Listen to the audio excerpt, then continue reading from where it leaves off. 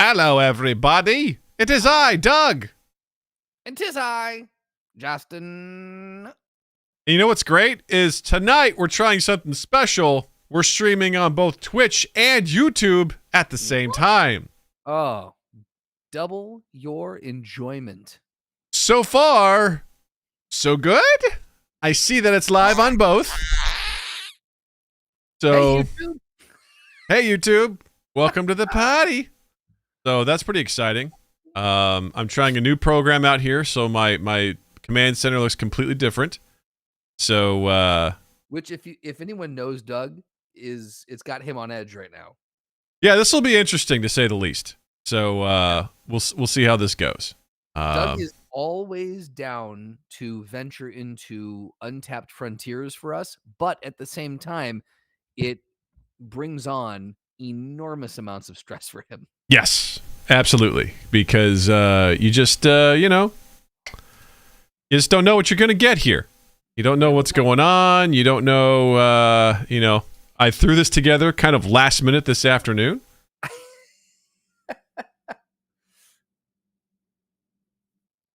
Uh-oh. Twitch just jumped on me. Does this shirt look okay for our premiere on YouTube? I can change it. I think it looks great. Yeah, this is my just knock around ratty shirt. So I forgot. I literally have my podcast shirt sitting right over there, and I forgot to change it before we went live. Oh, you're good, man. Cool. Don't worry about it.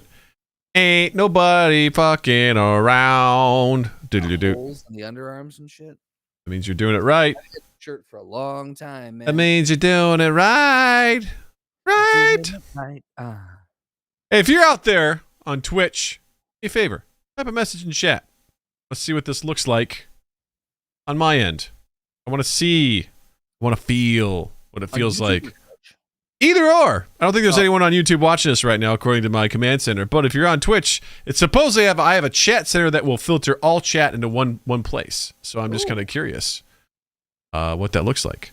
So we're trying something new, ladies and gentlemen. The whole point being that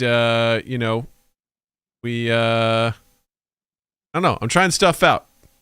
I want to see if the YouTube route's a good way to go. Maybe we do both. I don't know, but I want to see what this is all about.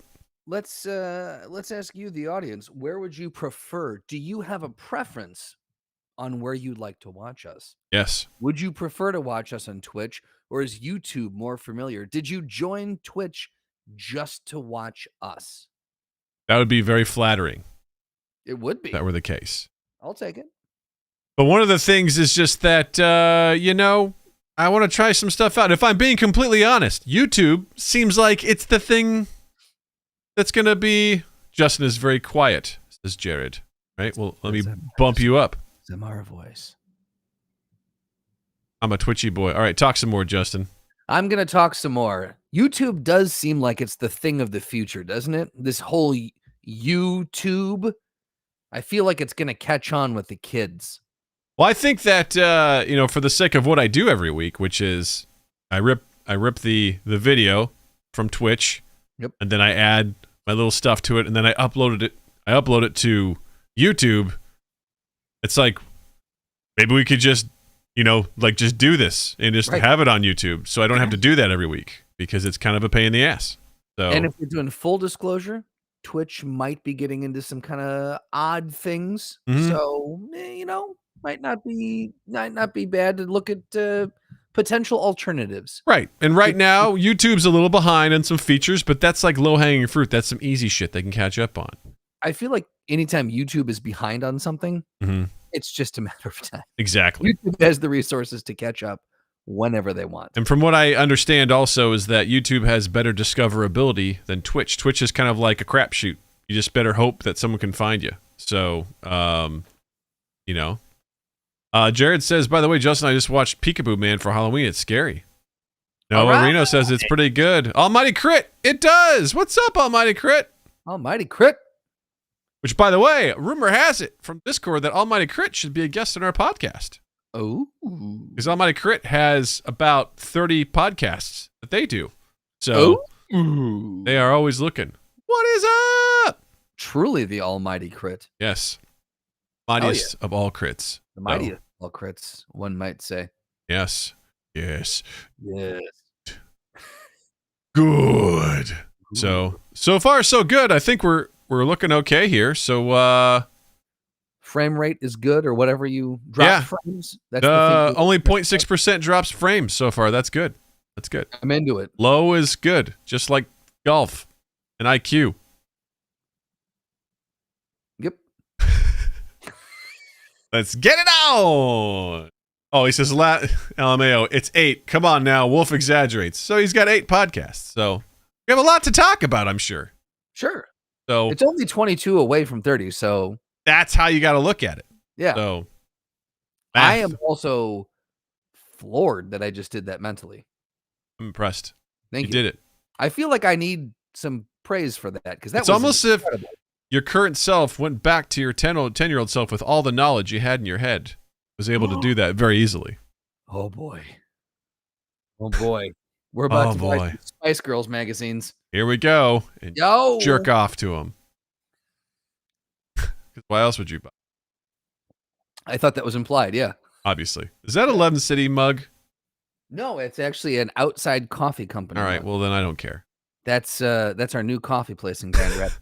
We doing this pill again? No, just a reference. See, you get the call back. Way to go, Mighty Crick. Appreciate you. All right, let's get the show on the road. Let's do it. Hey, everybody. Welcome to Mind Gap Podcast. I'm Doug. I'm Justin. And welcome. I mean, that's you're here. That's the sentiment right now. You're here, and that's half the battle. Right. And that's what matters. That you're here. Yes. We're thrilled. More than anything, we're elated that you're here. Couldn't be happier that you're here with us today. Right. Because fun stuff. We're trying something new on our stream. If you're listening to this via audio, well, congratulations. We're always glad that you're here. But if you're watching us live, we're streaming on both Twitch and YouTube at the same time, which is super exciting. It is. We're testing the waters. We're seeing what this whole YouTube live streaming is all about. So, our Doug's young niece said, hey, there's this new thing called the YouTubes. And Doug was like, what? Sounds like a fad. And she goes, no, it's here to stay. And he goes, okay, we'll look into it. And here we are. Right. And which is a perfect time to say, if you don't already, you should check us out on twitch.tv/mindgappodcast. Hit the follow button, turn on the notifications, and let you know when we go live. And also, head over to our YouTube channel, subscribe to us, and it will let you know when we go live via YouTube. And you can choose whatever you prefer, which is pretty cool.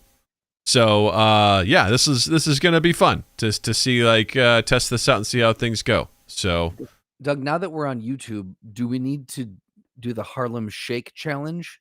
Yes, or we could do the ice bucket challenge. We could do that too. What's the timely things that YouTubers are doing nowadays? Are they planking? Is it storking? Could be.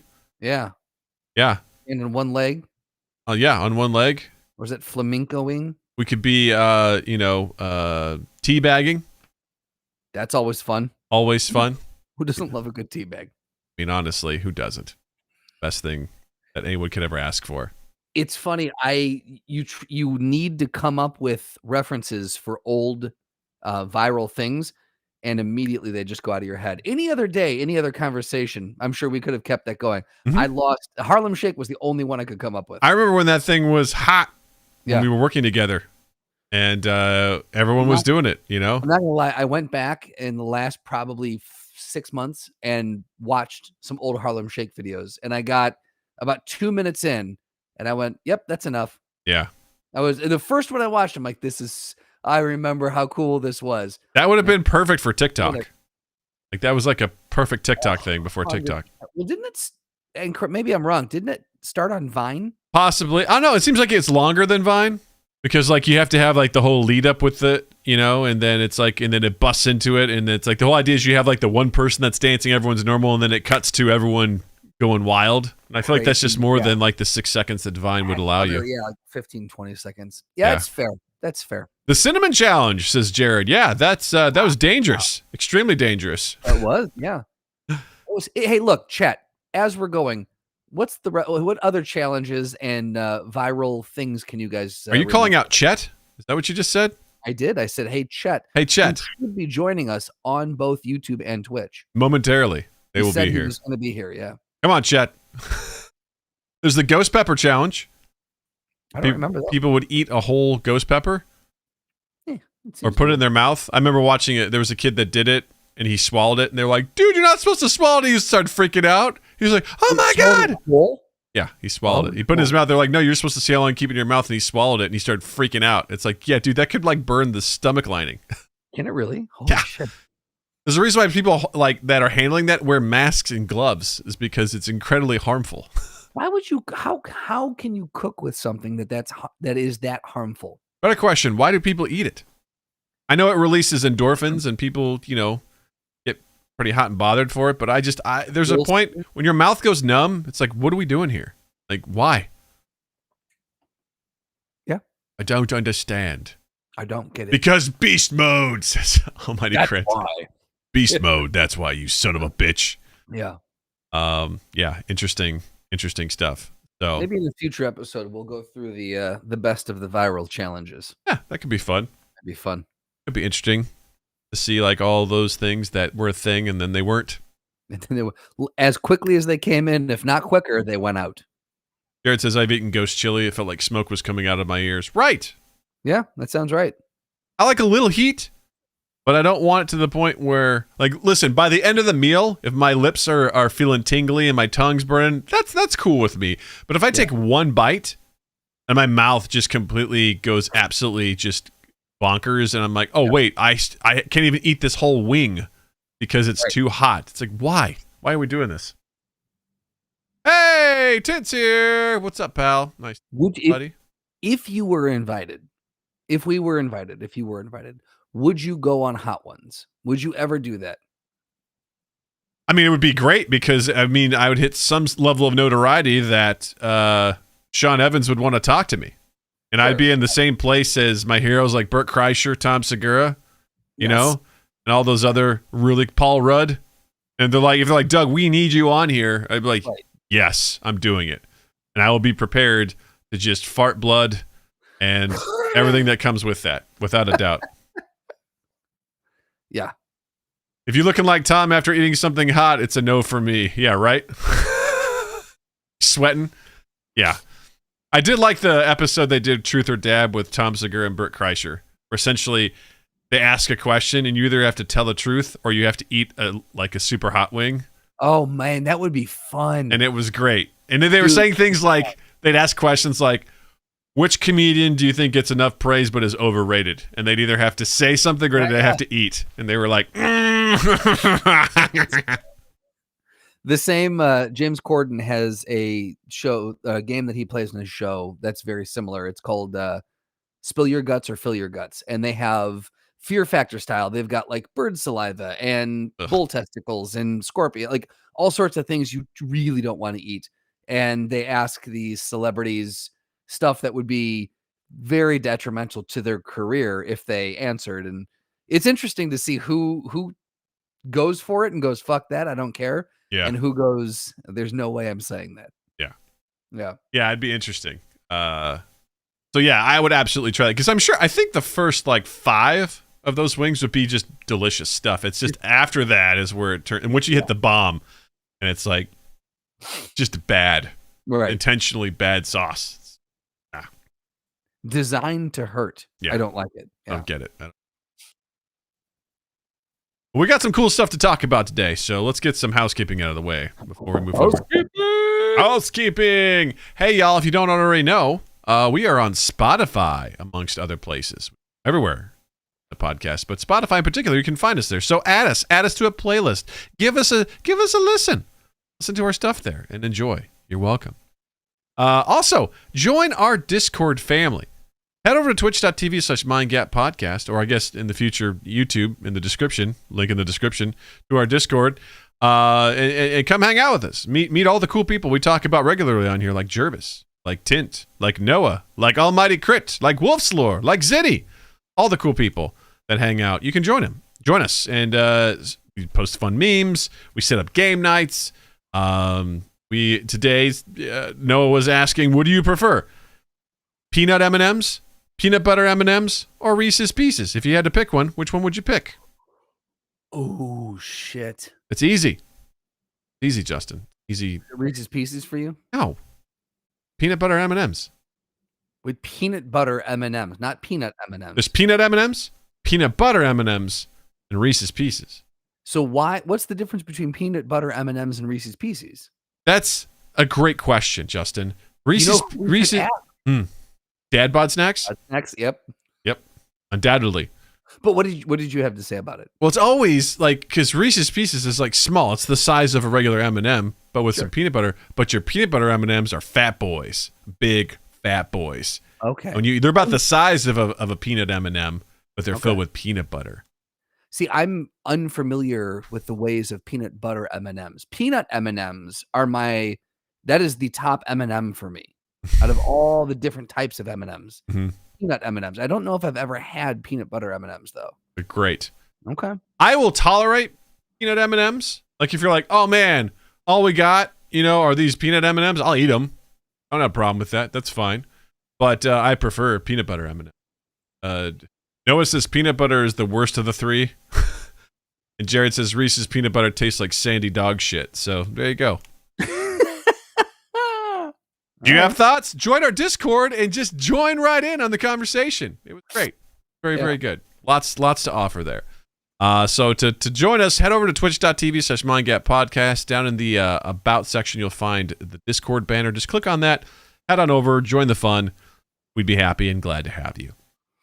Next up, head over to redbubble.com for all of your MindGap merch needs. In the search button, just type in MindGap Podcast, all one word. You'll come to our page. We've got 3 designs up there. We've got our classic MindGap logo. We've got the new spray paint logo. And we've got the I Will Haunt Your Butt designs, which you can find on just about anything from t-shirts to mugs, to backpacks, to drawstring bags, to stickers, to all sorts of stuff. So head on over there. Get yourself something nice. Support yourself and support the podcast. We'd appreciate it. And last but not least, every Saturday, 8 p.m. Central Time, I host a video game stream live on Twitch and also now, apparently, YouTube. So that's twitch.tv/MindGapPodcast and also youtube.com/MindGapPodcast. Head on over there. I host all sorts of games. Last weekend was a wonderful game called Inscription, which Noah was kind enough to hang out, as well as Slotty and Tint in the Discord to help me because I'm terrible at deck building games. And they were kind enough to basically walk me through how to beat the first part of the game, which was great. So it was really a lot of fun.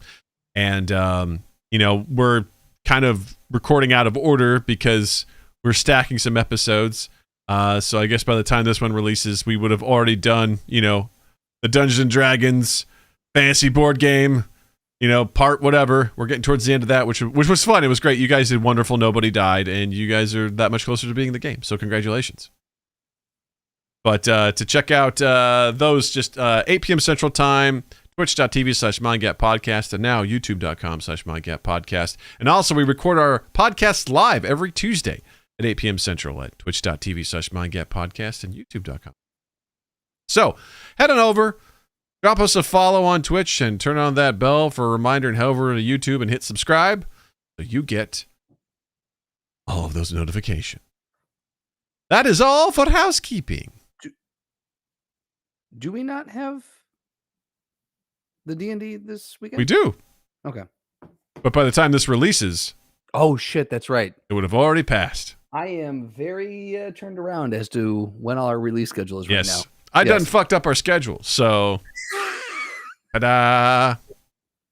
Yes. Anyway, never mind that, listener. Yeah. Speaking of stuff that's out of order, man, Halloween was crazy, am I right? Am I right? Did you have a good one? It was good. I had a really good time. Natalie was super into it. Almighty Crit says, I'm going to need to see this D&D. Well, you can. Yes. Listeners, okay, don't listen to what I'm about to say. But to you, Almighty Crit, this Saturday, 8 p.m. Central Time, come watch us. We're playing very... Right. Yeah, we'll talk about it. We're recording this on November 2nd. On November 6th, we will be playing this. By the time that you listeners are listening to it, that was last Saturday. You missed it. However, you can probably go back and watch it on Twitch if you're so inclined. That's right. Jared, thank you so much for the subs, you beautiful bastard. Son of a bitch, I love you. Love you, man. Look at this, 17 months he's subscribed to us. My God. My God, that's incredible. And he gifted a sub to Unlimited Rolo. Thank you so much. You're a good man. You're a good man. It's so nice. The that you sent me of Natalie. First off, absolutely adorable. She looks so cute. And I showed Beth, which I'll let you tell what Natalie was, but that is one of Beth's probably favorite Disney movies. Beth was like, oh, she loved it. Absolutely loved the costume. It was awesome. Yeah, so it's funny because we have like our private photo sharing app that we have with just like some family members because I just don't want to post photos of Natalie all the time. She exists on there, but not, I don't want to post on her all the time. So my mom goes, is it okay if I share this picture of her on Facebook? I was like, yeah, sure, whatever. And I'm not on Facebook, but Jill hopped on there accidentally and saw that my mom had posted. She's like, this is my granddaughter. She's the Princess and the Frog. And I was like, no. I told you what I told you what she was. And B, you ought to know better. Like, she's a Disney freak. She was Rapunzel from the movie Tangled. Right. She had her little Pascal chameleon on her shoulder as well. And she was great, man. She was so pumped. She was so happy to be there. Like, that is so cool. Did she know the movie Tangled? Like, is that into that movie, or is that something? Loves that movie, and there's also an animated series on Disney Plus as well that she's watched. And at the time when we said, "What do you want to be?" she was super into it. Although she hasn't watched it in a while, she still loved it. So. She was still okay. That's good.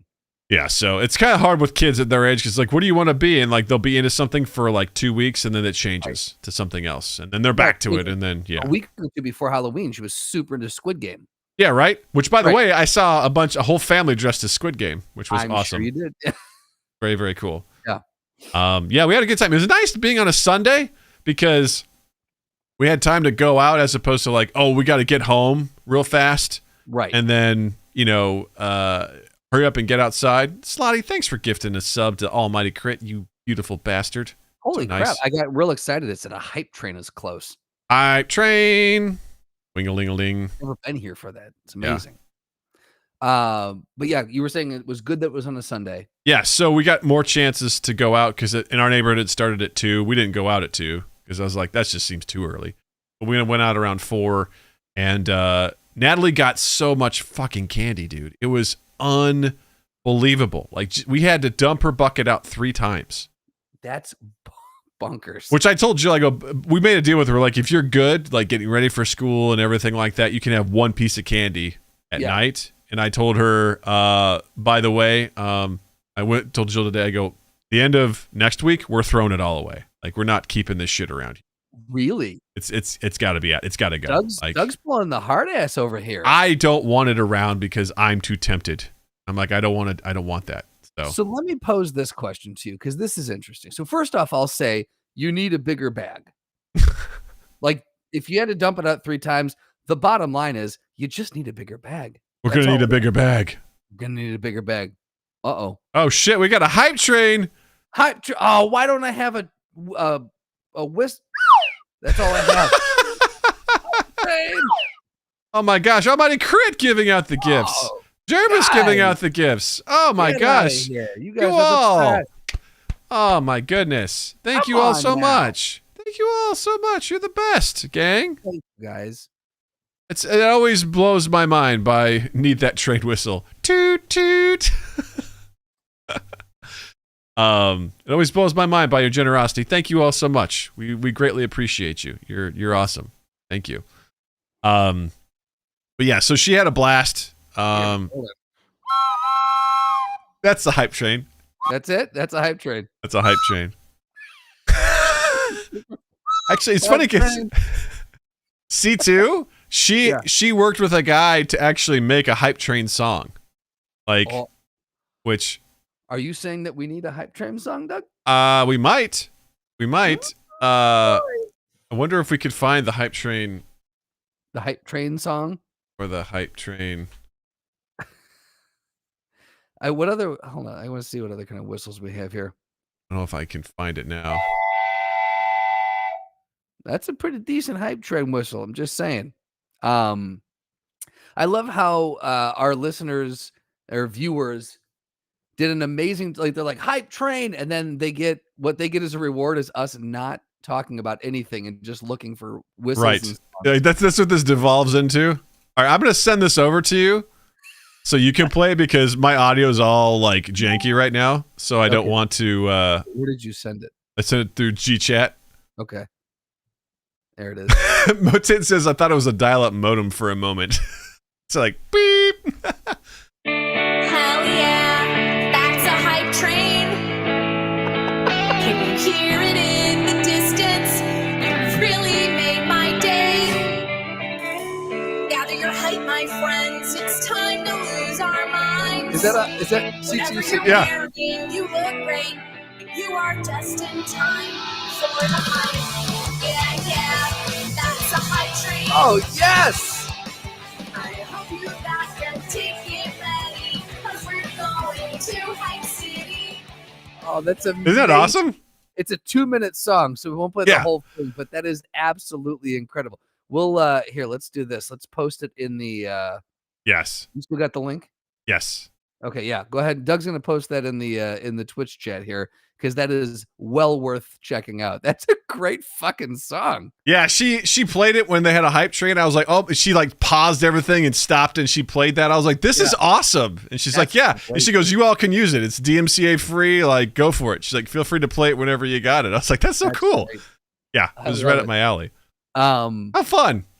So anyway, you need to get Natalie a bigger bag. That's what we're on right now. That's the conversation we're having. She needs a bigger bag for her candy. But more importantly, I want to talk about the moral implications of throwing your daughter's candy away. Why do you get to decide that her candy that she earned that night by dressing up and going around and walking, she walked for that? Why do you get to decide that it goes in the trash? I think that's a very bold statement to say that she earned it. I think it's a bold statement, sir. We don't need that. We literally have 3 buckets of candy. Like we don't need that much. It's way too much. And yeah, there's a lot of things we don't need, Doug. You don't need as many video games as you have on Steam. True. Sure don't. And I sure wish I didn't have some of those games. Let me tell you. Whew. Yeah. But it was, it's one of those things where, I just trying to instill, because the thing about her too is she forgets about it. Like she forgets about that stuff all the time. I'll make her treats. Great thing, because that means she's not addicted to it. Yes. You've done a good job not letting her be like candy. One of my favorite things, one of the first things she picked out when she got home was fruit snacks she had gotten. Like, of all the candy, she chose fruit snacks. I'm like, cool, that works. I mean, of all the ones you could pick, then,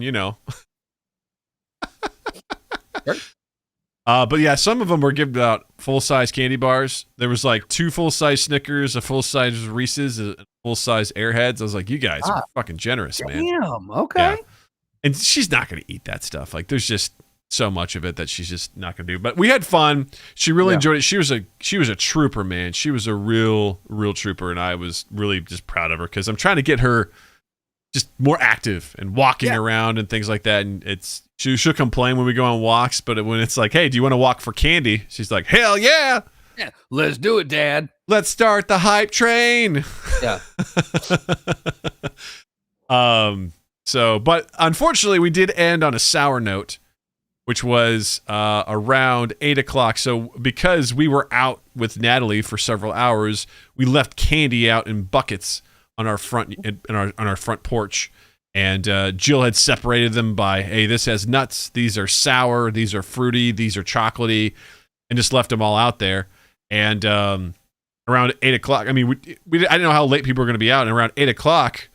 I saw someone like at our front door bend down and then pop back up, and I heard Jill open the door and yell, hey, get back here. And I was like, what? She's like, they just stole all of our bowls of candy, which, for the record, I'm glad they took the candy because I didn't want more candy in our house. You had accrued enough that night. Yes, didn't need any more.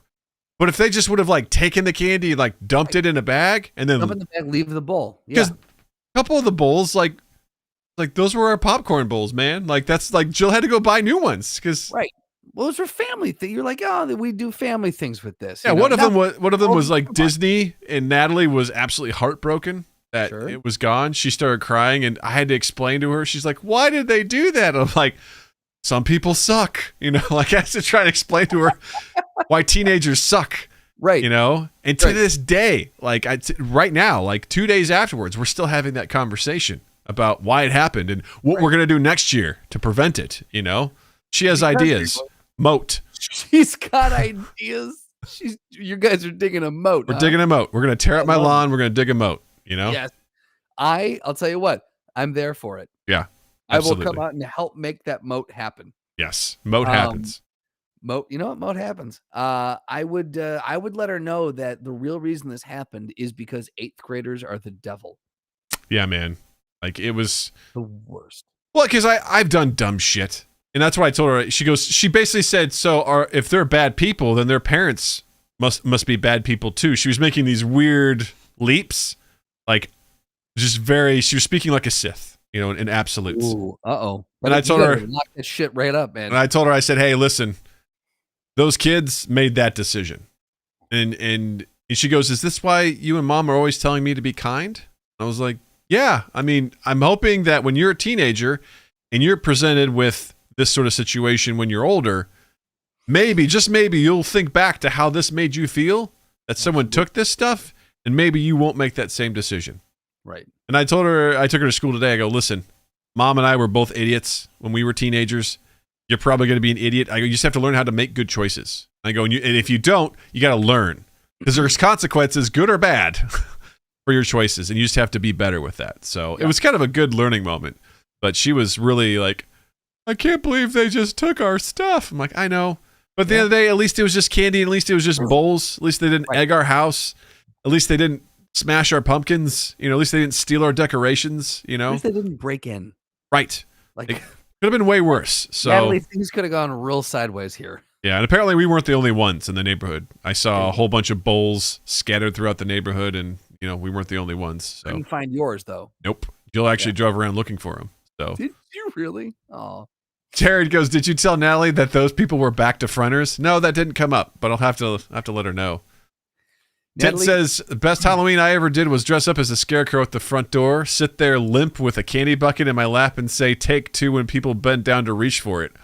Ooh. Yeah, buddy. See, that's what I'm talking about. That's awesome. That was some of my favorite when I was down in the Quad Cities, going to the Blackhawk College for a couple of years, living with my dad. I got on the roof. Same idea, and I had this big plastic battle axe, and I had straw coming out of my sleeves, and I just sat there, looked like one of those, just a stuffed character that someone might have put up there. And as soon as the kids came to the door, I would bang on the gutter with my battle axe, and they would just fucking take off. That's awesome. Right. That's amazing. So yeah, all in all, it was pretty good. It ended a little salty, but other than that, it was good. How about you? How was Halloween in the city? Halloween in the city was good. I don't understand, and I think we might have talked about this in the podcast, but I don't understand why kids don't just come through. Like, I'm in a high rise. Now there's not a ton of kids, but my God, you've got 43 floors, 16 apartments per floor. Like, that's a consolidated candy delivery system right there. Yeah. I don't know why people don't take advantage of that, but that aside, so we never get candy trick-or-treaters. So we went up to my father-in-law's and hung out with him. We sat in the front porch, a couple glasses of wine. We had a big bowl of candy, and people would come up, and they've got a ton of kids in their neighborhood. So we saw some amazing costumes, families that were, themed, and it was just really, really fun to see everyone, going around and the neighborhood coming together. So we had a great time up there, ordered some food, and it was a really great weekend. And it made me super excited for Beth and I to finally land on a house. And I told Beth, as we were on the porch and people were coming up, I turned to her, I go, I'm going to go ham on our first Halloween in our house. I'm going to go fucking hard. That's awesome. It's going to be a celebration. Because I realized sitting out there, I'm like, fucking Halloween rocks. Does. It is such a fun holiday. I have to say, it's grown on me. I used to be, what a surprise, a real crotchety butthole about it. Wait a second. You were a little Scrooge McDuck about it? Because I just got to the point where I would see like adults going crazy for Halloween, like dressing up, going to bars, and I was like, grow up. You know, that was kind of like my reaction to it. Where people, I distrusted people whose favorite holiday of the year were Halloween and St. Patrick's Day. Like anyone who said that, I was like, all right. St. Patrick's Day, I 100% get. You know, just that tracks for me. Because and people would just go crazy for it. But as I've gotten older, and like, you know, especially moving out to the suburbs and stuff like that, and seeing the fun, especially for Natalie and the kids, and some of my neighbors, man, they go all out. There was this guy in the corner that had all these animatronics and shit like that. There was this like table. There's this nurse whose head was spinning around, and there was 2 kids that were dressed in like the old school plague masks with like the long nose, and they were just standing there, and they would just do this and wave at you, and they would point to where the candy was, and then they would come up and just like stand like 10 feet back and just watch you. I love it. And then they would. It was so cool, man. It was really, really cool. And this guy goes out all out every year. He does a little bit each weekend. He puts a little bit on the day of. He puts all of his shit up there. Yeah. And I see that. And I'm like, God, that's fun. And what I came to a realization talking with a neighbor. What I like about Halloween is it's so diverse with the decorations. You could do literally anything that you want. Compared to Christmas, which is there's lights, trees, there's Santa, candy canes. It's very like you have this very limited wheelhouse, whereas Halloween, I'm like, I could walk up and just see plague mask kids. I could see like, you know, Jack Skellington. I can see there was Peppa the Pig. Like there's all sorts of stuff that people put out there that I'm like, this is cool. You could do whatever the hell you want. Some of it is mainstream. Some of it's just weird. Yeah. One guy builds his own shit. That's just amazing. Like it's incredible. But then Christmas, I'm like, I kind of know what you're going to get, you know? I just love your war on Christmas. Yeah. There was a guy down at my dad's house who lived in the cul-de-sac behind him. And I remember he used to have, this is the guy I was like, I want to be like you when I grow up and have a house. So he would change it up each year. So you never knew where he was coming from. Yeah. But he was the guy who had like the strobe lights in front of his house and shit hanging off the tree. Like you looked like you were walking up to a haunted house. So this one year I distinctly remember he had like an old like Chevy Seville or something, an old school 70s car with the trunk just popped and there were legs hanging out of the back. And everyone who was going up to the house was convinced that, well, he's in the trunk. He's going to pop. That's where he's coming from this year. This is silly. No one believes that those are fake legs. And he would walk up and the trunk wouldn't open. And then as you got near the door, so you were edging away from the car, but he was corralling you to where he wanted you because you knew you were edging around the car. He came around the other side of the house. He had a mask on. He had taken the chain off of a chainsaw. Of course. But it still makes the same sound. It sure does. Out with it over his head. And you would have thought that the block was getting murdered the way these kids were screaming. And I was like, this guy gets it. Yeah. This guy gets the spirit of this fucking holiday. Exactly. All in good fun, right? Because it can easily turn into shenanigans, you know, which is where I'm like, you know, that's why I actually really enjoy spook houses. Like I enjoy haunted houses and stuff like that. Jill fucking hates them. So guess how many I've gotten to? 0. Oh, but no. You and I need to go. We need to do a mind gap. Oh, there's where we go. Yes. That's what we do. We're doing a mind gap. Yes. Mind gap haunted house tour. Yes. Thank you. I want to do that because I grew up with that shit, man. In rural Missouri, that was the thing to do on Halloween. You go to the place and it always ended with someone in a dark corner with a chainsaw, like buzzing, and you just run your ass out of there. It was awesome. When you're younger too, you don't realize that the chain is off. Yeah. You don't like, you're like, that's a chainsaw. Yeah. I'm the fuck out of here. No, it says live recording in a haunted house or a spooky escape room. Mind Gap Haunted House Extravaganza. Let's go. That's what I'm talking about, man. That's a great idea. That'd be so much fun.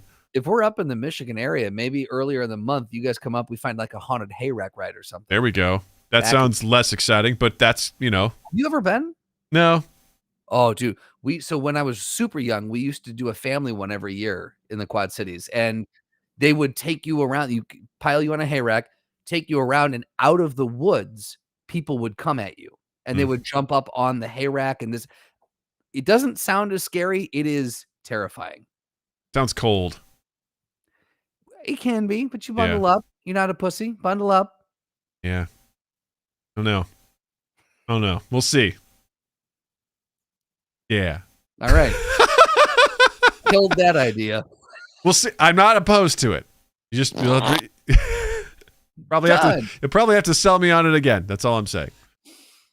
Or we do a haunted house tour. How cool is that, Doug? Haunted house. Now we're talking. Oh God, yes, inside. I would love to go to like what was it, the Universal one they do every year in Orlando? I didn't know they did. Oh, dude, they spend it's like Six Flags Fright Fest. It's way better. Like they spend 6 months prepping for it. Like come July or like whatever, they're already preparing it. It's like legit shit, like top of the line. I'm sure they're using Universal monsters that they have. The classic. Yeah. There's like every year there's like they have some sort of multiple theme. Like one was Stranger Things, Alien. They have all sorts of really cool things, and yeah, it looks absolutely crazy. Every year I look at it, I'm like, oh, that'd be cool. But then of course we never go down there. So Beetlejuice was this year, says Almighty Crit. Oh, that'd be cool. And I mean their decoration, I think it rivals that of like Disney if Disney were to go and do this. Like it's Jesus. I mean, look, Disney does a Halloween themed, but it's not scary. But it's like Mickey's Not So Scary Halloween Party for pussies. Right. You know, ... for pussies. Yeah, exactly. Because it's mostly for kids. Whereas Universal's like, fuck that shit. Come over here. Are you crazy? You want to get scared? Right. Let's do this. You want to look? We're not saying do cocaine. You want to do cocaine though? Listen, there's cocaine hidden in this house. Find it if you dare. And then it's just pumped in through the air duct. Yeah, it's like happiest place on earth ain't doing some real shit. Come on now, says Almighty Crit. Punching through the fucking the walls of the haunted house. Universal gets fucked. And they have like people like actors like dressed up that are like terrorizing people in the park as they're walking around. Like it is so much fun. One of my favorite ones was I saw what was it? There was this girl that was like getting ready to do like a dance, and she's doing it, and this clown comes up doing a crab walk and just like goes comes up, and she's like, oh my god, she falls down, and he's just going like crab walking and scaring the shit out of her. It was amazing. Dude, I'm telling you, man, there's something about, I don't really get down on horror movies per se. Like the slasher, we've talked about that. If it's just like just slasher, guts, gore, that doesn't do it for me. The psychological thrillers, absolutely, but going and being scared live when you know there's no real danger, like there's something that really gets those. It's so enjoyable, and I don't know what it is, but the same thing with Beth. She doesn't dig on it. So maybe Jill doesn't like being chased. She doesn't like, which occasionally I'll do around the house. I'll kind of be like, doot, and she's like, I don't like it. She's like, no, it was her sister doesn't like being chased up the stairs. Hates that. Jill doesn't like being fucked with in the shower. Yeah. So, which I get, because I remember when I was a kid, I had like a basement that was completely pitch black, and our shower was down there. So I go down and I'd shower, and then I'd like go take a couple of breaths, turn off the light, and then sprint up the stairs because I'm like, oh my god. Try to beat the light up the stairs. Absolutely. Yeah, because just your mind goes wild. Like, what if something was there? It's like, not today, and then once you get to the light, you're fine. Everything's safe. But absolutely. And once you get up those stairs, nothing could possibly follow you up the stairs. Yeah, right. Yeah, it was stupid fucking kid logic. Yeah, I definitely really remember that. So yeah. So long story short, I'd like to go to a haunted house. It'd be great. It'd be fun to do it with you. Good Halloween. Yes, very good. Yes. Oh, hello, Wolf. Nice to see you, pal. Welcome to the show. I locked the door on in the shower. I will say that sometimes my mind still runs wild. And again, I can't remember what 320 plus episodes. I don't remember what we've talked about. We may have said, but I'll still be in the shower. Sometimes I'll hear something. And in my mind, I'm like, well, this is probably it for me. I'm waiting for a hand to reach around the shower curtain. And the more I think about it, the more my anxiety while I'm in the shower goes up. I have the same thought, but then Practical Doug's like, and there's nothing you can do about it. So just finish up, like. Make sure you wash your ass if you're going to die. Yeah. I've been like, what are you going to do? So, yeah, I don't think there's a whole lot that really I haven't felt like just pure terror in a while. So. Yeah. When you first moved into your house, because I find this every time we stay at my sister-in-law's house for house sitting for her, if it's before my father-in-law moved in with her, it was just Beth and I in the house, and Beth falls asleep like that. And so I'm left awake, slowly falling asleep. And any creak, any something, because her bedroom door, as soon as you walk out, right to the right is the stairs. So basically someone would come up the stairs and be right in the doorway of the bedroom. And so as I'm staring out into the darkness, I'm just waiting for a shadow, any sound, any whatever. And I'm wondering if you have a house, do you get used to that? Yes. Is that something that when you first moved in, did that thought occur to you? Any creak, you're like, someone's in here? No. Did you ever go through that phase? No.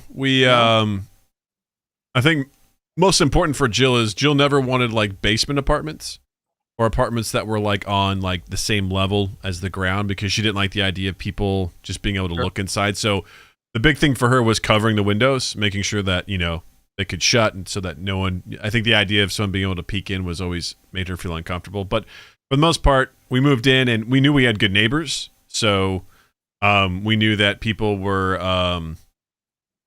before we moved in, our neighbors, we had a package sit there and they just took it and held it for us. So that they're like, just so you know, we didn't know them yet. They're like, we saw this package came and we held it for you. I'm like, that's how nice they were. So I felt very safe, and, noises and stuff, there wasn't a whole lot. I mean, our floors are kind of creaky and whatever, but we adapted pretty quickly. I wasn't too worried. Okay. I was gonna say the thing is, I'm sure in the movie Halloween, I'm sure they had wonderful neighbors in that neighborhood too. Didn't stop Michael Myers. No, they weren't that nice because they had teenagers that were fucking. So that's how you know, not a good neighborhood. And I got the detention pond full of condoms, like we talked about before. Because kids are just banging and just launching them like sperm grenades. And then the geese eat them, and then what do you got? You got all sorts of environmental issues going on, and that leads to one less goose out there. Which, by the way, the geese run the roads out here. They will slowly walk across the road, and they don't give a fuck. There's a train of cars. They're like, you will stop for us. Bunch of assholes. When I did my unplug week, I was up in near Muskegon in Michigan, and I've never run across wild turkeys, but they were a plague up there. And that's the same thing. I was talking with the person who owned the Airbnb, and they're like, I saw some wild turkeys, and she's like, yeah, they're fucking everywhere. She goes, and they're the dumbest fucking birds, because I've heard one that. will cross the street, and then the other ones are like, no, should we follow? I don't know. And they'll just kind of congregate figuring it out, and it stops traffic because the one decided to go. Yeah. I thought they were cool. In my neighborhood, the animals with the least amount of self-confidence are squirrels, because I'll be driving and one squirrel will be 90% across the road to a tree, and then as I get close, they're like, wait, no, and they run back across. I'm like, that's how you guys die. I forgot my keys. Like, I don't want to be over here. I take it back. I'm like, what idiot. Yeah. Bunch of idiots. But speaking of idiots, I don't know. That's not a good transition. Let's talk about... Oh, wait, no. There you go. There's your transition sound. Let's talk about some love and loss. Do it, Doug. AI. In the age of AI. So there's this, I feel like that doesn't really fit at all, and it makes me feel really sad. But there's this article called The Jessica Simulation, Love and Loss in the Age of AI from the San Francisco Chronicle. It's a very long article, but it's very interesting. Essentially, it chronicles the story of this man by the name of Joshua Barbeau, who logged onto a chat website called Project December. And essentially what Project December is, it's an AI chatbot experimental project. And the whole idea was that it's pretty locked down. It's not free to use. Like, you have to pay to use this thing because the guys that are running it are concerned about the sinister applications of this. And rightfully so. And exactly, rightfully so. And what happened was this Joshua, his girlfriend / fiancée, had died 8 years earlier from a very rare liver disease. And he struggled pretty hardcore for 8 years, like dealing with her loss, and never could quite get over this. And he kind of stumbled across this website. And the way that this works is that you can pay a certain amount of money to get like X amount of minutes with a chatbot. And then what will happen is when that time or battery life expires, the chatbot like dies. Like it disintegrates. Yes. Like or it erodes. There was a specific phrase in there I can't recall now, but it starts to it basically erode, and it starts to get worse and worse at being AI until it finally dies. Yeah, it'll start acting weird, and it essentially does deteriorate and die. So sentences starts to get worse, and it doesn't. It starts making sense and repeating itself, etc. And you cannot add more time onto it once you've started. So you just can't keep feeding this. Like, once you buy it, that's it. Like, you have a finite amount of time with this chatbot. So, and apparently it's pretty intelligent. It gets to the point where it can read the scenario, and it's not perfect by any stretch of the imagination, but it's pretty fascinating. So this guy Joshua put a lot of information about his girlfriend into this and started having conversations with it. It's very much like a Black Mirror episode.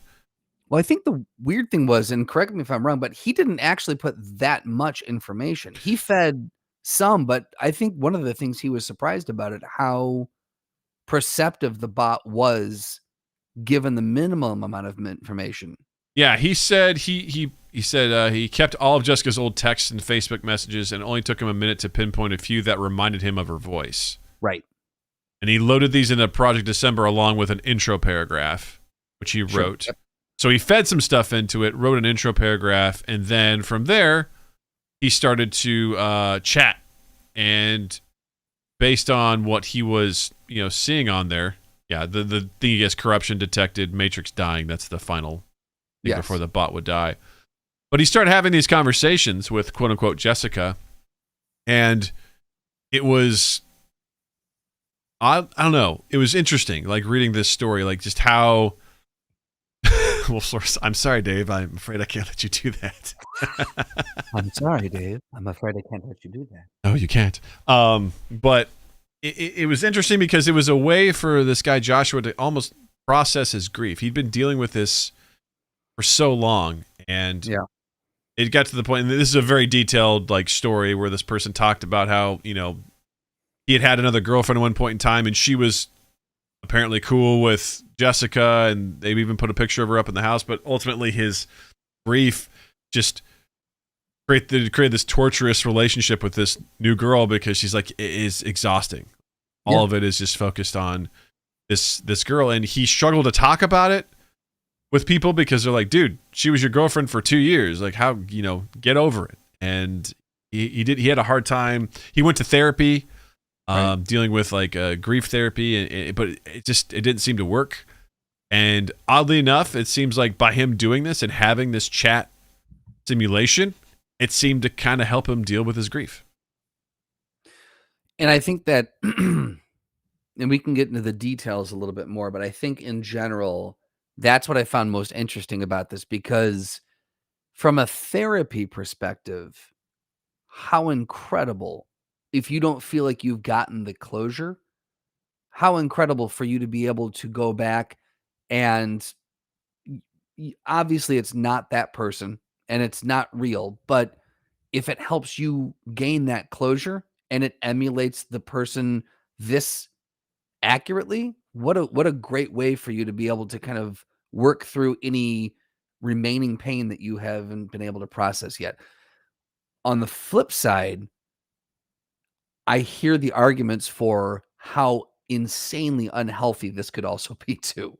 I wrestled with myself the entire time I was reading this on which side I sat on, and I still don't think I've fully made up my mind on that. For a well-adjusted person, this might work, but even with a well-adjusted person, there are some significant potential downsides to this. Yeah, I agree. Like I think this was a good story. This was one good example of how it worked. But boy, is that a dangerous slope, because even Joshua mentioned in this that he didn't let the chatbot permanently expire, because Jessica, who is, his girlfriend who passed away, went through a similar deterioration where she started losing kind of like short-term memory, didn't know where she was, didn't know who people were. And he knew that the bot would eventually start doing that, and he couldn't do that again. And he also knew that he didn't want to make another bot.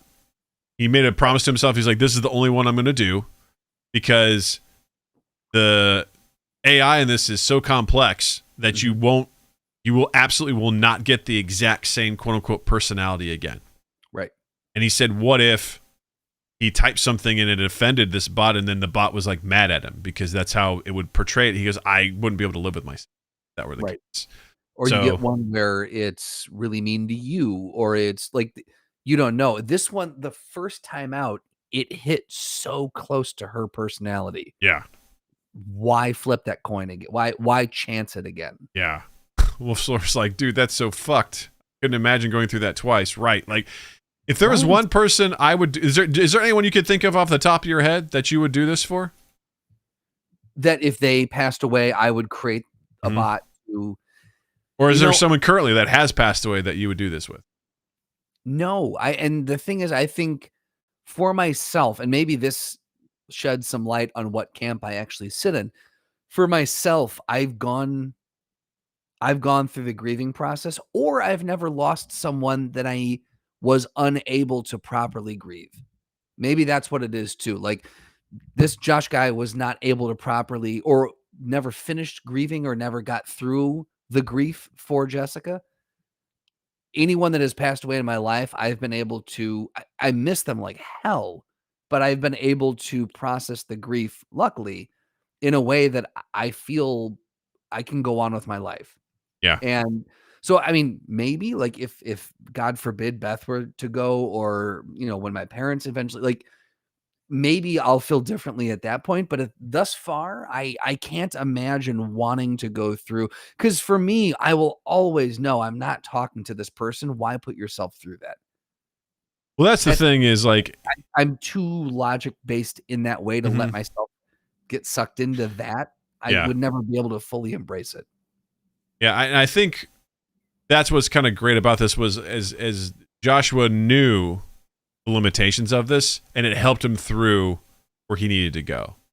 And I think the dangerous part of this is, like, there's a Black Mirror episode that deals with this exactly. And okay, it's one of those things where I can't imagine. I'm the same way. Like, one of my good friends, Jeff, died when I was 25. And I wish I got to meet this guy. You two would. I can't tell if you two would have gotten along or if you would have hated each other, but it's one or the other. There's no middle ground. But you two are very similar, which is why I think I like you so much, is because there's a lot of, you guys have a similar mischievous personality that is really great. Yep. You're also both really good dudes, so which adds to it. But he passed away tragically at 25, and it sucked for a while, because he was also in the CIA. So I had this weird fantasy that he was like faking his death to go into deep, deep cover, because he was stationed in Yemen. And I was like, oh, this has got to be a ploy, because he had a closed casket. I didn't see his body. Yeah. I was like, there's no way. Like, this has to be part of it. And he just couldn't tell me. Right. And one day you'll be at a cafe in Yemen and you'll come across, Dude, for the longest time, I said, I will not be surprised if we get a knock on the door and Jeff is there in his sunglasses. He just says, what's up, fucker? And he just, like, walks in, and I would be like, I knew it!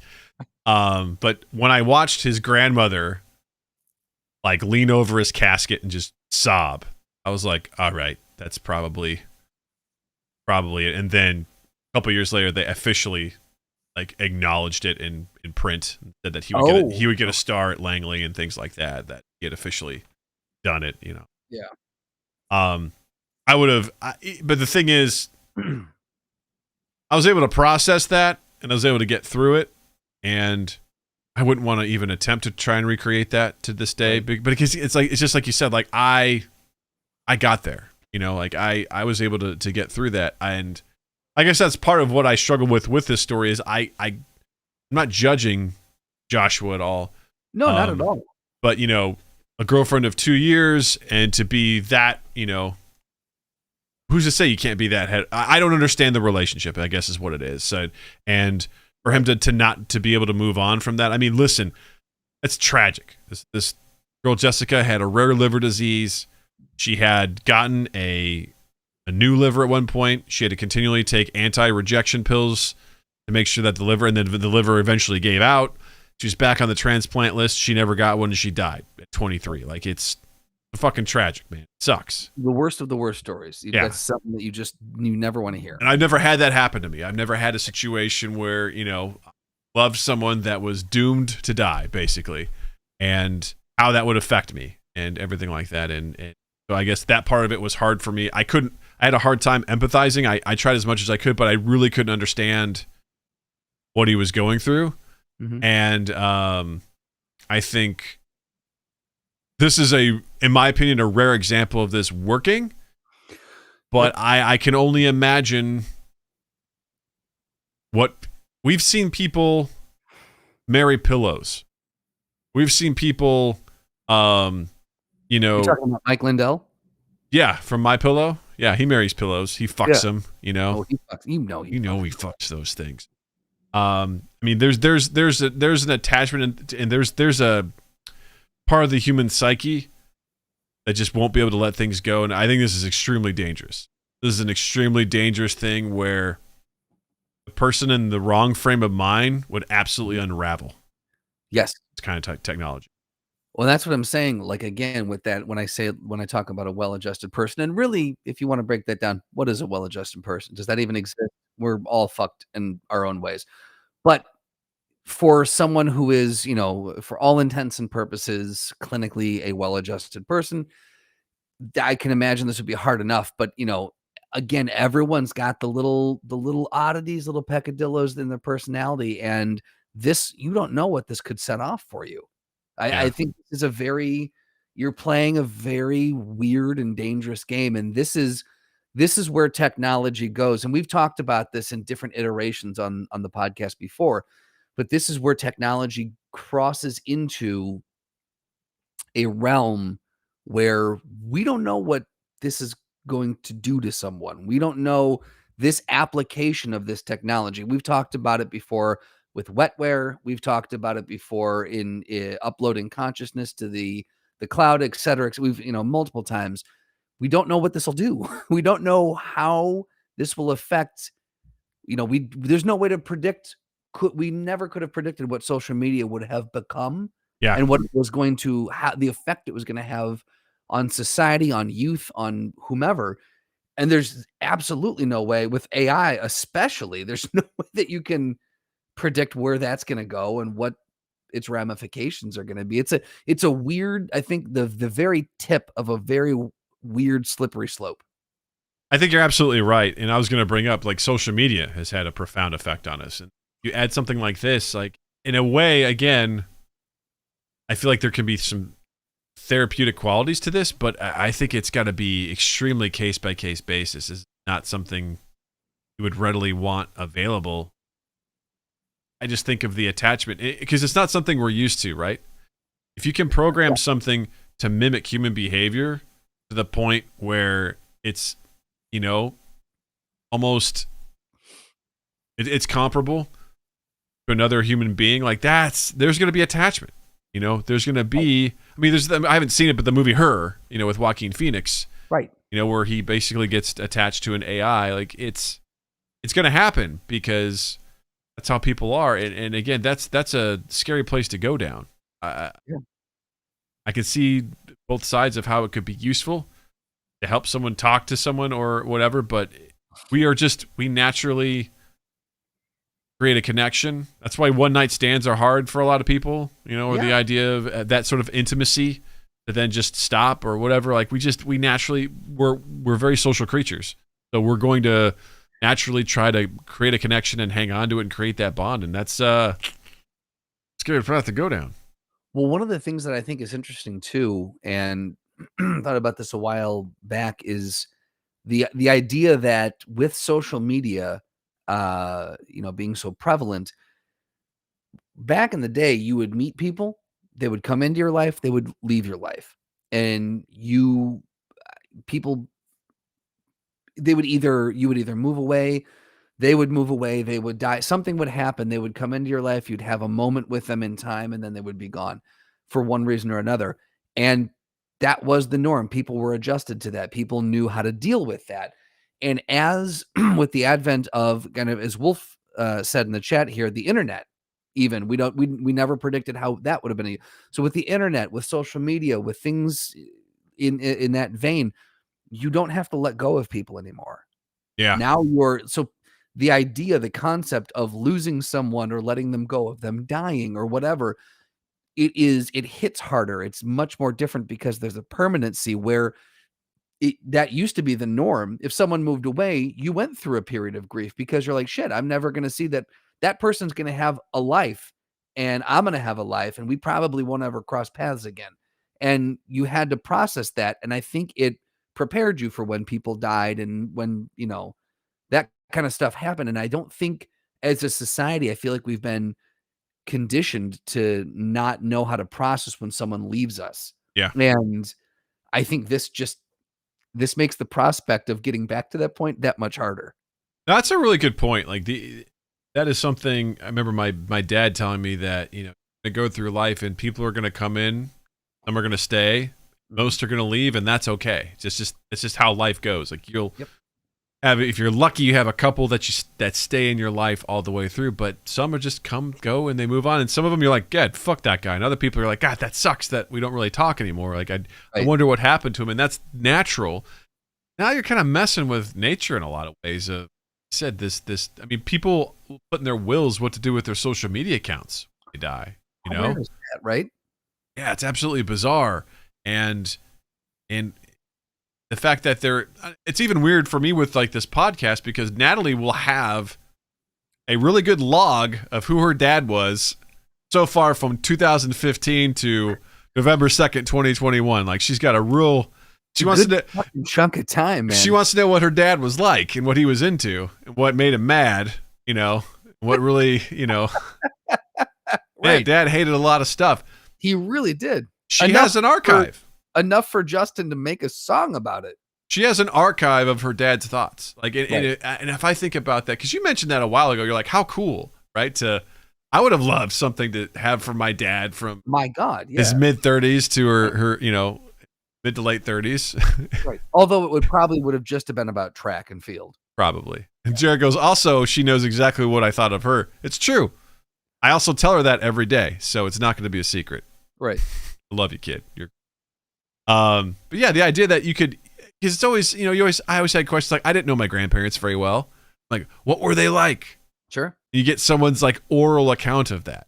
Yeah. Whereas now it's like you can hear from my mouth my thoughts, how I feel about things.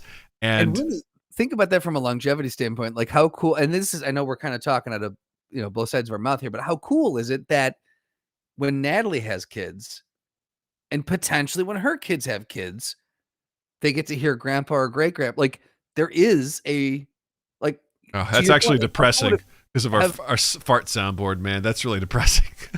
Wait, all right. I want to just listen, kids of Natalie's kids to Natalie and your kids and those kids in the lineage of the Cochran line. Your grandfather, great grandfather, whatever he is to you, Doug, this is what his butt sounded like.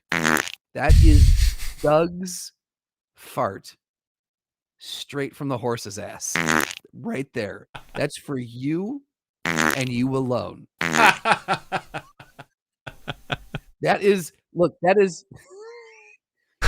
That is your inheritance. That is what you. This is my legacy. This is your legacy. You get to carry this.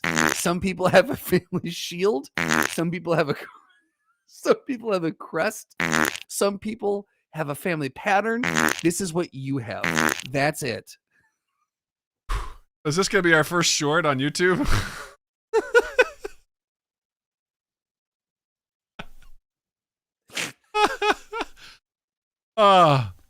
Wolf says, I'm such a bitch. I'm already tearing up. Y'all are both wonderful, beautiful people and should be proud of who you were. Thanks, man. I hope so.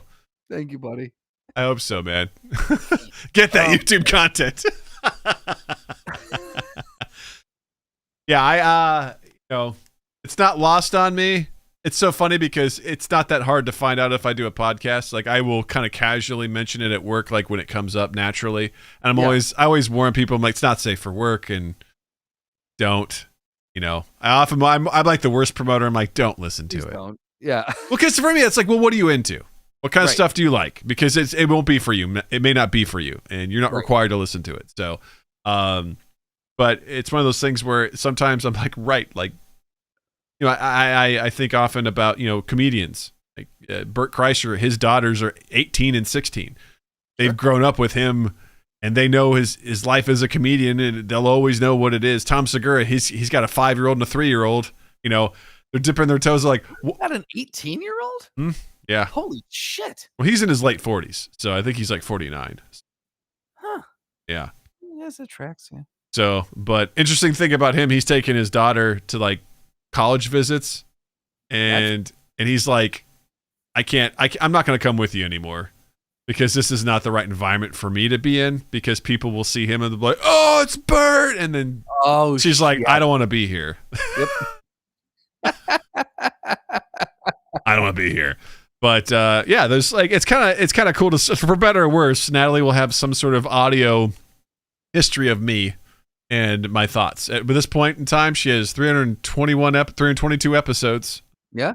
Of you and I ranting and raving, Natalie, sit down and go back and learn something. Yeah. Here's what your dad thought. Jared says in the future they make a Hamilton style musical about Doug, but all the singing is farts. Yeah, that sounds right. Yeah, that's about it. Noah says, I guarantee, like a lot of us did, Natalie, when granted free access to the internet, will look you up and look up everyone everyone you're friends with. I don't look forward to explaining Twinkie Heist to her. Oh yeah, that's true, man. Noah, for you, we're showing some signs of being fucking wet. I'm just saying. Yeah. Got things on you. Yeah, man, you're great. That's probably one of my favorite pull quotes of all time. Absolutely. Next, obviously, it's right up there with. Because that'll be tough to explain too. He's like, we were playing a game, and I was playing a character that was really into water. Okay. He said the other day, he goes, we got to play some more Spyfall so I can have another character that can maybe get a different quote. I can oust that quote with another one. Yeah. We'll make it the ringtone when she's 16. There it is. Oh, man. The other thing that is going to survive the test of time that Natalie gets to go back and listen to, and she might agree, she might disagree with us, but regardless, she's going to have it, and she gets to go back and listen to. Welcome to the Throwdown. Man. 322 throwdowns that you need to go through. Yeah, and you need to learn. You'll learn today. Argue with your father. Argue with me, child. Do it.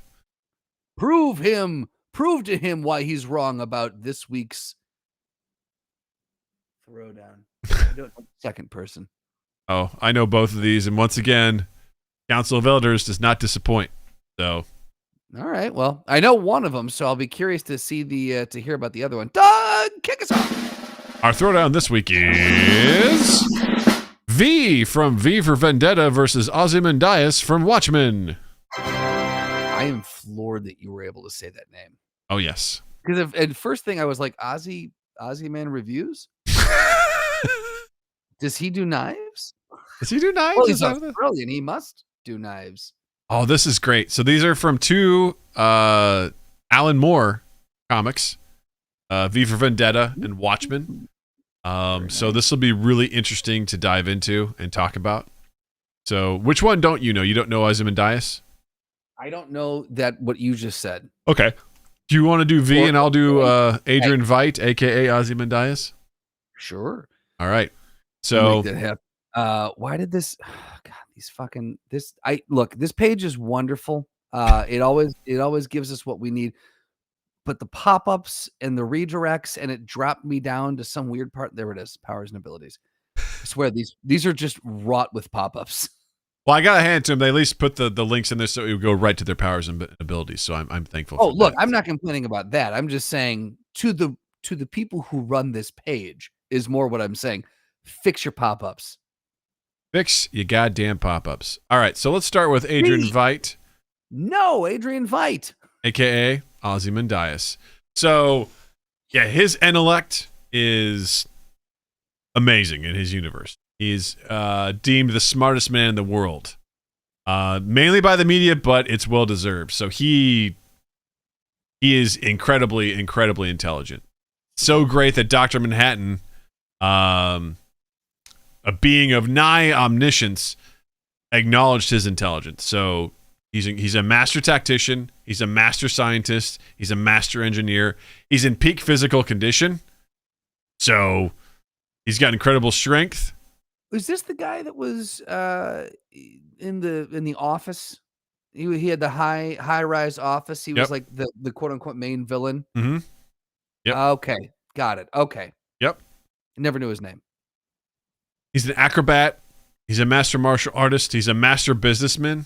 In fact, it was so I think he started with wealth, and then he gave it all up, and then he started from scratch and he became wealthy again. Like he decided, he's like, I'm going to prove my worth. I'm going to start from nothing and I'm going to do it. So he's incredibly, this is going to be very interesting. So why don't you take us through V for Vendetta, talk about his powers and abilities. Okay. Well, he is a vigilante, terrorist, and a rebel. He's got martial arts, master of disguise, expertise in using knives, incredibly talented swordsmanship, high intelligence, unpredictability, and power of belief. Power of belief. You got to believe. His hobby is quoting Shakespeare. I mean, how can you beat this guy? So yeah, he's a rebel, and again, from what we've seen, at least in the film, I've never read the comics, but master tactician. Superhuman physiology. In the film, he's physically superhuman due to experiments at some lab, increasing his strength, speed, agility, endurance, reflexes, and kinesthesia. Yep. Superhuman strength. He can overpower people, send them flying through the walls. Speed allows him to kill multiple men effortlessly, while mortally wounded. He's got stamina, his near inexhaustible. Superhuman agility. He's developed an incredible athleticism. He can scale rooftops with ease. Superhuman reflexes. He can dodge a point-blank gunshot. And durability. He's highly resistant. He was barely slowed down by being shot multiple times. He's got genius intellect, master tactician, master manipulator, master of disguise, and an escape artist.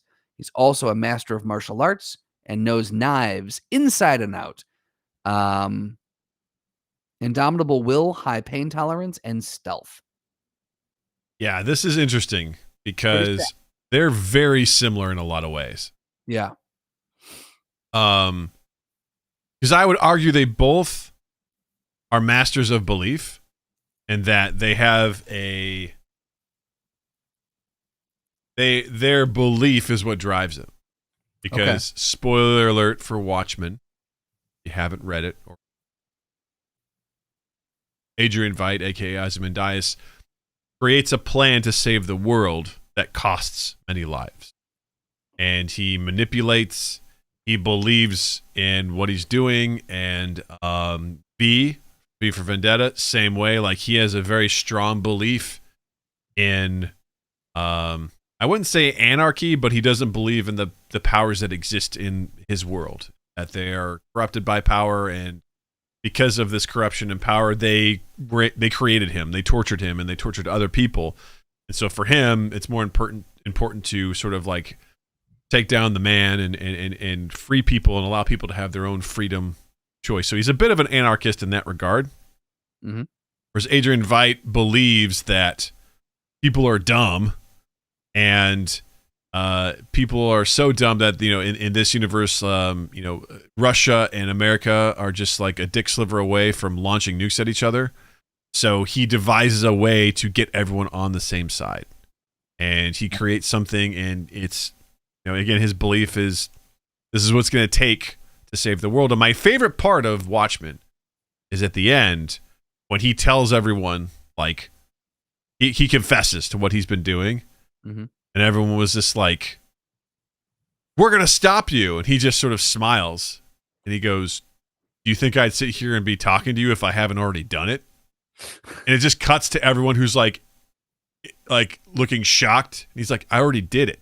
And then it cuts to this huge panel of destruction that has taken place. And he's like, "Yeah, I just did it. Like, I'm not going to sit here and monologue if I'm not going to do it, you know?" Idiot. Yeah. This isn't a movie. Yeah.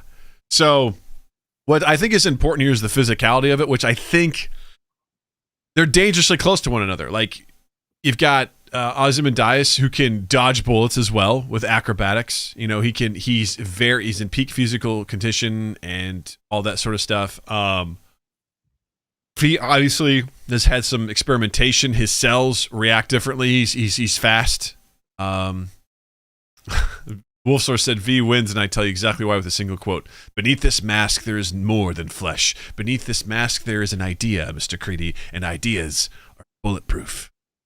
That's actually a fair point. It's like which one's ideas would propel them right beyond whatever. I think which one's will is stronger. V, I think, has an advantage because he does have an indomitable will and high pain tolerance. They both have incredible manipulation and intellect, which I think is almost like a wash as far as like what's possible. So you think V is because it makes it sound like Cuisinart. What's his name? Ozzy Cuisin. Adrian Veidt? That's sure. So it makes it sound like the fact that he is like so smart that he's ousting a team of superheroes. He can give away his wealth and rebuild it without batting an eye. That seems like an insane level of intellect. Do you think V is on that level? I don't know and here's the thing, does V need to be on that level? I mean, I feel like that level of intellect in the right hands or in the right... If we're talking like a chess match between these guys of like a year, they have 1 year to plot to get the other, I think, you know, Veidt may have the advantage. But actually, that'd be an interesting battle. But if it's just a straight up fight to the death, okay, you know, right? We're not talking about like being a tactician in that regard. Like that sets up time for plans to go in motion, because they both go to great lengths to pull off their plans. Like it's very impressive what they're able to do with the right time and manipulation, which they do. But it's a straight fight with one another. Physicality wise, I think they're pretty damn close to one another. Yeah. And I think they're intelligent enough to be able to improvise. Oh man, this is tough. This is really tough. I think I might. My brain is saying Ozymandias, but my heart is saying V. And part of it is influenced by Wolf's quote that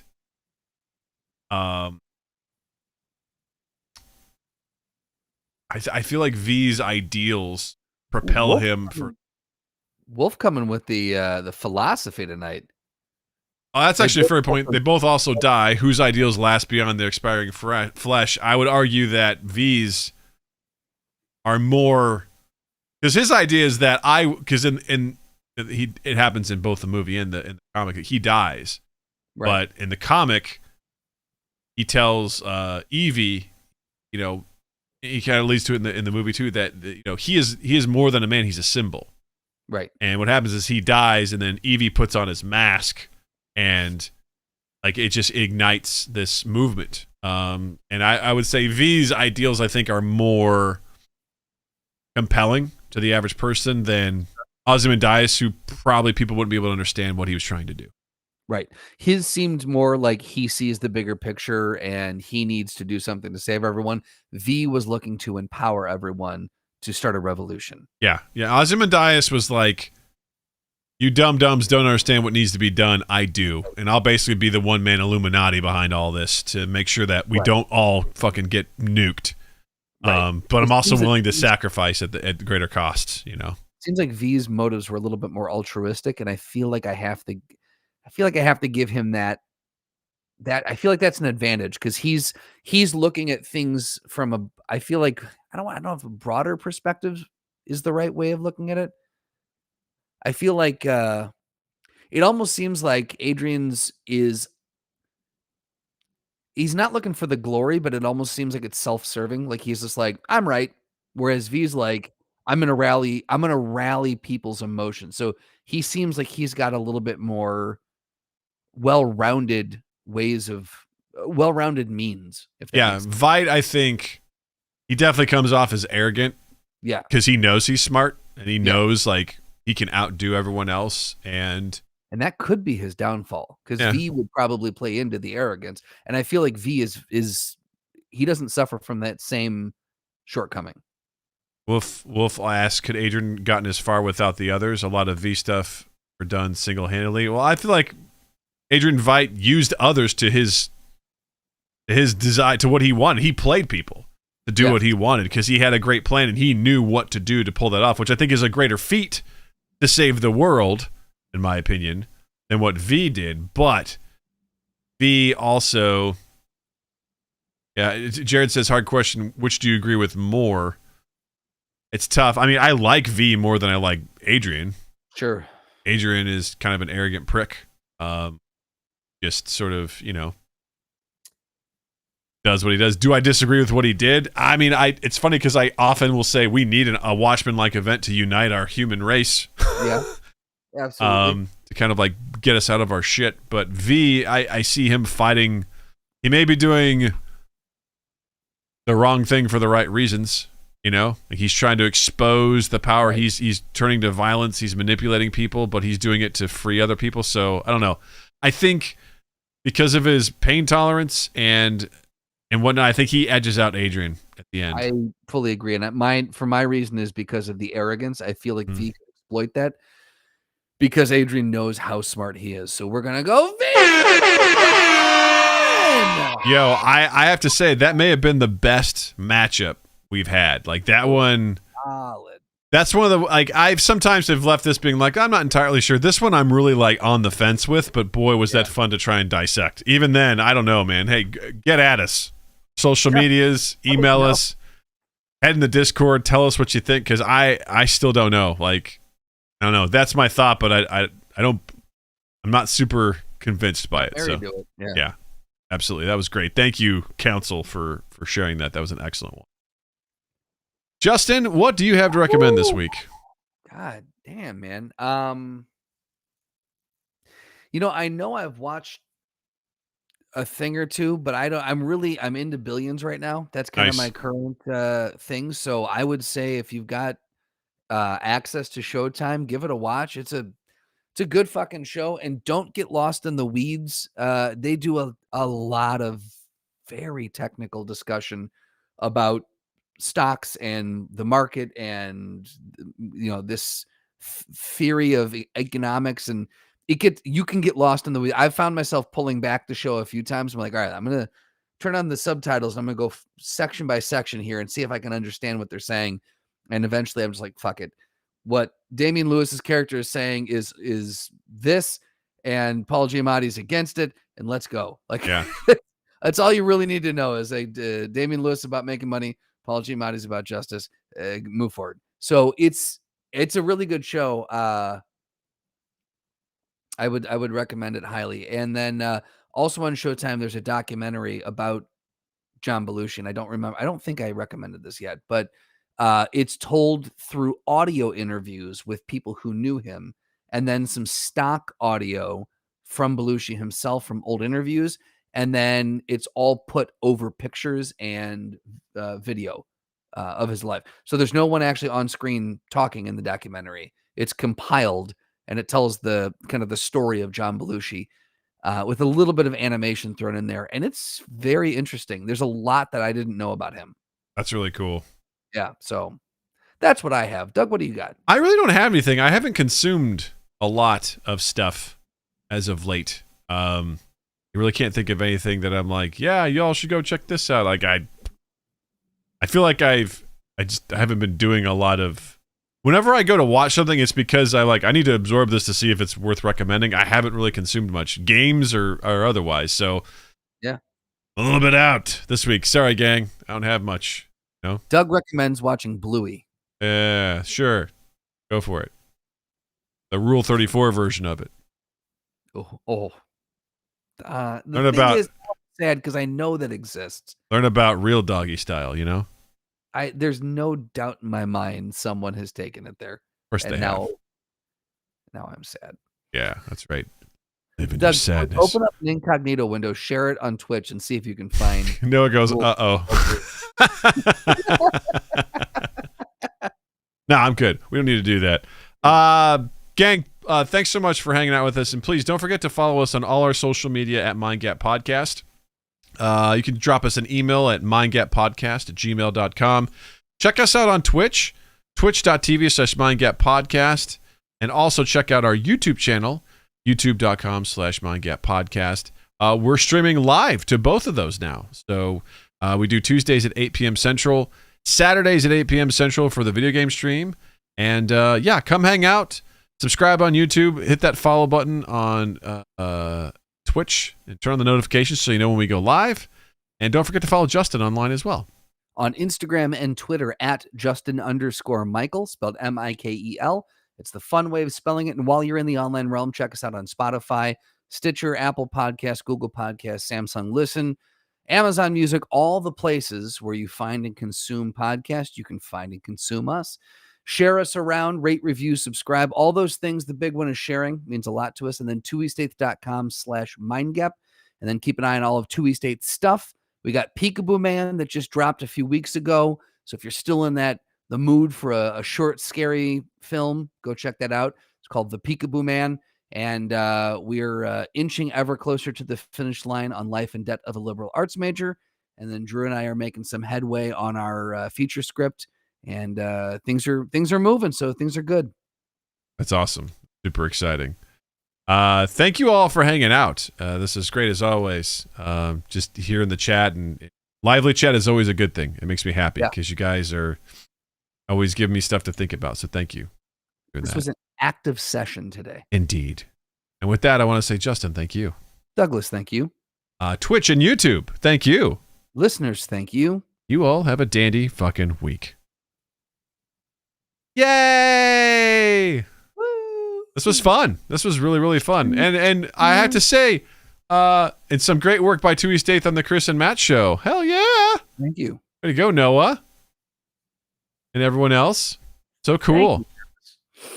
Yeah, you guys are pretty cool. And Noah. Yes, Noah helps us on that stuff too. He's integral in our why the production quality has gone up, in part Noah Reno. Right. Gotcha! Yeah, man. Check us out on Saturday. We're doing the Dungeons and Dragons, the fantasy board game on Twitch and YouTube. Yes. It's going to be fun. We're going to continue that. If you're not familiar with that, it is a very linear, it's not full D&D. It's much simpler, just so everyone, if you're looking for, legit D&D, it won't be that. It'll be much simpler and sort of easygoing. It's more or less to kind of dip Justin, Jared, Eric, and Sam's toes into the world of D&D. So I want that to be a full disclosure.